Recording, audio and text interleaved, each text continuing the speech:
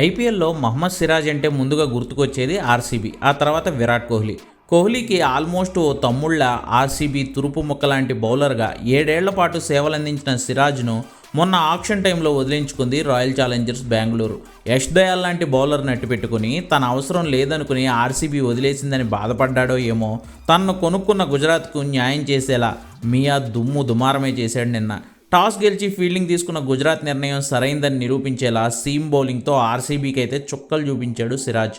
4 ఓవర్లు బౌలింగ్ చేసి 19 పరుగులు మాత్రమే ఇచ్చి 3 కీలక వికెట్లు తీశాడు. వాటిలో సాల్ట్, పడిక్కల్ వికెట్లు అయితే క్లీన్ బౌల్డ్. ఫ్యూజ్లు ఎగిరిపోయి ఉంటాయి ఒక్కొడికి. అంతేకాదు, హాఫ్ సెంచరీ కొట్టి ప్రమాదకరంగా మారిన లివింగ్ స్టోన్ వికెట్ కూడా తనే తీసి గుజరాత్ టార్గెట్ చాలా తక్కువగా ఉండేలా చూశాడు సిరాజ్. అది ఫలితాన్ని ఇచ్చింది. గుజరాత్ మ్యాచ్ గెలిచింది. సిరాజ్కే player of the match award కూడా దక్కింది. కానీ సిరాజ్ ఇదంతా మనసులో పెట్టుకునే చేశాడన్నట్లుగా చాలా మీమ్స్ ఫన్నీగా వైరల్ చేస్తున్నారు ఫ్యాన్స్. సిరాజ్ను మొన్న మధ్య తెలంగాణ ప్రభుత్వం పోలీస్ సర్వీసెస్లోకి తీసుకుంటూ డీఎస్పీ ఉద్యోగం కూడా ఇచ్చింది కదా. సో ఆర్సీబీ దొంగలందరినీ పట్టుకుని సిరాజ్ జైల్లో వేసినట్లుగా, వాళ్ళని బంధించినట్లుగా సరదాగా ఇలా ఫోటోలను షేర్ చేస్తున్నారు.